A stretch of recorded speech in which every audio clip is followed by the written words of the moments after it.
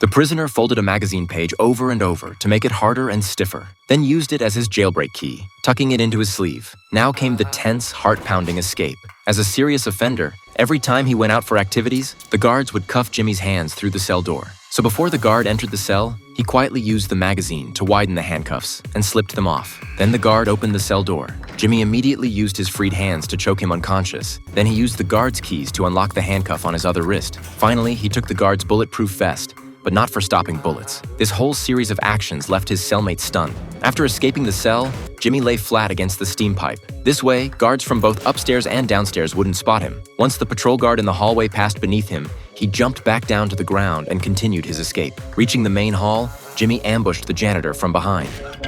But this triggered the prison alarm. Jimmy quickly hid behind a corner, pulled out the pepper spray he'd taken from the guard, and attacked the guard rushing in for backup. Though he successfully shook him off, this infuriated the warden. He immediately ordered all guards to gear up and capture Jimmy no matter what. The guards immediately went to search the yard outside the front entrance, not knowing that Jimmy had already slipped out the back door. This is where the vest came in handy. He calmly climbed to the top of the chain link fence, then used the vest to cover the sharp barbed wire and successfully escaped the prison. But Jimmy wasn't doing all this for freedom. He was after revenge. He went to the slums and found a metal box. Inside the box were all his assets, $10,000 and some gun parts. After assembling the gun, he went to a building and deliberately pulled on a construction worker's pulley. Since he was a stranger, he had to submit to a full-body search by security to enter the building. But just then, the pulley suddenly came loose, and the worker nearly fell from the scaffold. The security guard quickly rushed over to help, and just like that, Jimmy got through security. Soon he found the man who had framed him and sent him to prison. Without any extra words, Jimmy pulled out his gun and took care of him.